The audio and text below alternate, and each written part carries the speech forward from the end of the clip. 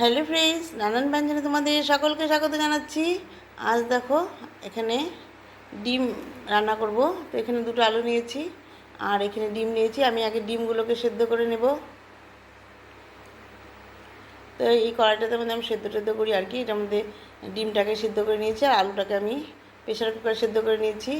তো এখন যে ডিমটাকে ছুলে ধুয়ে নিয়ে এখন আলু আর ডিমটাকে লবণ হলুদ মাখিয়ে এখন ভাজা করে নিচ্ছি। আর এখানে আদা কাঁচা লঙ্কা পেস্ট করে নিলাম। আর এখানে দেখো রসুন, কয়েক টুকরা রসুন আর পেঁয়াজ, এটাকে পেস্ট করে নিলাম। আর এখন দেখো তেলের মধ্যে ডিম উঠিয়ে নিয়ে এখন এর মধ্যে তেজপাতা দিয়ে দিলাম আর পেঁয়াজ কুচি করে দিয়ে দিলাম ওই তেলের মধ্যে।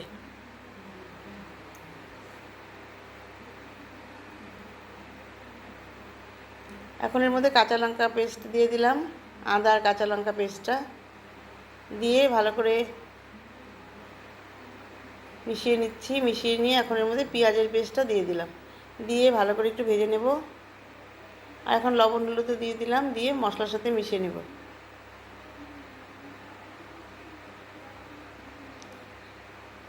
এই একটু ভেজে নিয়ে এখানের মধ্যে একটু সামান্য জল দিয়ে দেবো, গরম জল, অল্প জল দেবো আর কি। তো অল্প জল দিয়েছি, একটু ফুটিয়ে নিয়ে এখন এর মধ্যে জিরের গুঁড়ো আর ধনের গুঁড়ো দিয়ে দিচ্ছি। জিরের গুঁড়ো দিয়ে দিলাম আর এখন ধনের গুঁড়ো দিয়ে দিলাম, দিয়ে ভালো করে একটু মিশিয়ে নিয়ে আর একটু কষা কষা করে নেব, মশলাটাকে ভেজে নেব। এখন আগে এর মধ্যে আলুগুলোকে দিয়ে দেবো, যদি আলুগুলোর ভিতরে একটু কাঁচা থাকে জানি না, সেই জন্য একটু আলুগুলো দিয়ে দেবো আগে। তো এই জন্য আগে আলুগুলোকে দিয়ে দিলাম।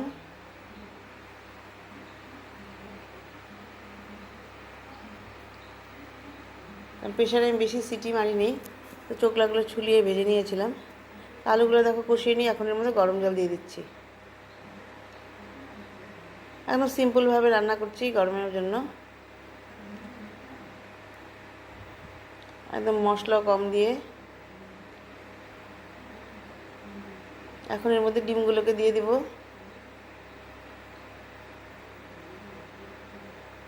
তো ডিমগুলোকে দিয়ে দিলাম, দিয়ে এখন ভালো করে একটু কষিয়ে নিয়ে একটু ফুটিয়ে নেব।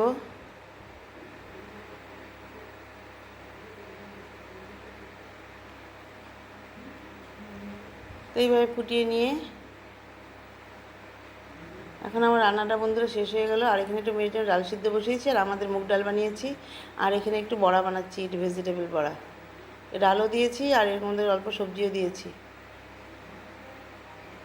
আর এখন এখানে ডিমটাকে এখন নামিয়ে নিব। এভাবে বন্ধুরা আমার রান্নাটা হয়ে গেল, এখন সার্ভ করে দিলাম। তো তোমরা সবাই যেন ভালো থাকো, সুস্থ থাকো এবং অবশ্যই আমার পাশে থেকো। নমস্কার।